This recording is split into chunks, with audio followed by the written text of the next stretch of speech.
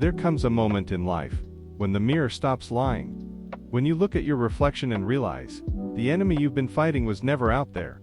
It was always you. All those years of trying to be someone better, stronger, louder, just to silence the voice that whispered, "You're not enough." But mirrors don't lie forever. One day, they show you exactly who you've become, not the image you built, but the person underneath it. His name was Daniel, a man who believed that strength meant control.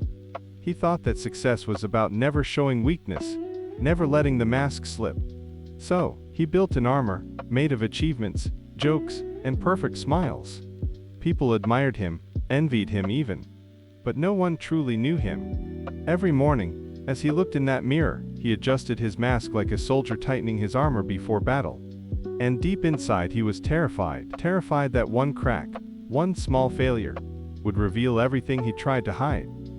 At night, when the lights went out and the noise of the world faded, Daniel lay awake, staring at the ceiling. His thoughts echoed like footsteps in an empty hall.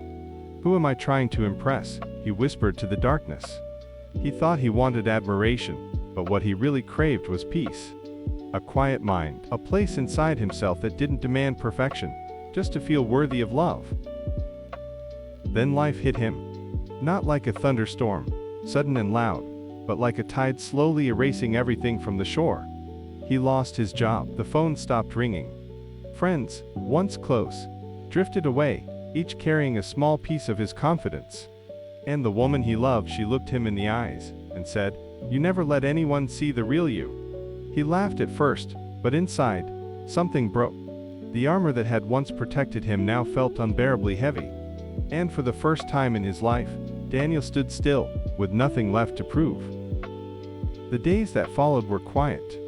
He sat alone in his small apartment, sunlight crawling across the floor like time itself. No deadlines, no applause, no one to impress. Just silence and himself. It was unbearable at first. But slowly, the silence began to speak. It said, "You don't need to be perfect to be seen, you just need to be honest." And Daniel listened. In that stillness, memories surfaced, fragments of a boy he used to be.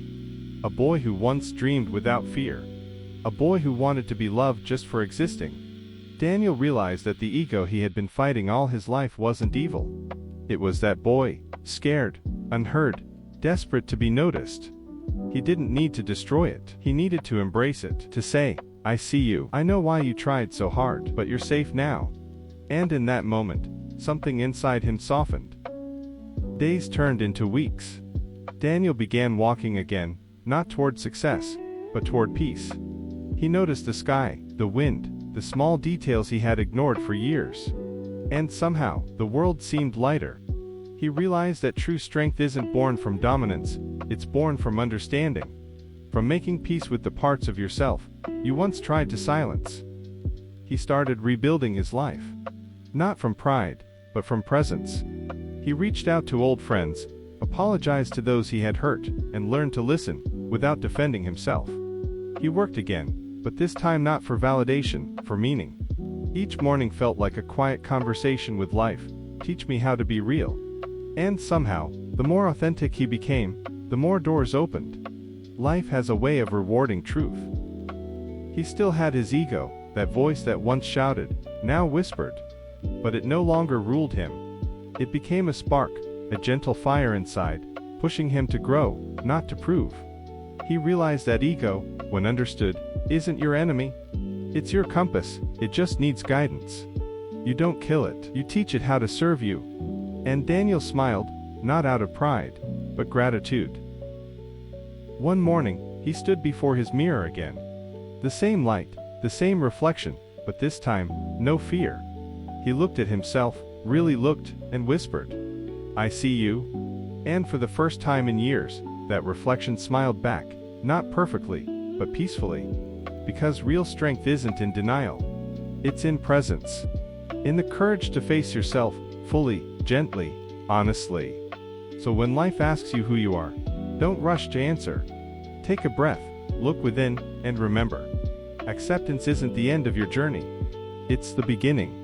Learn to accept yourself, in time.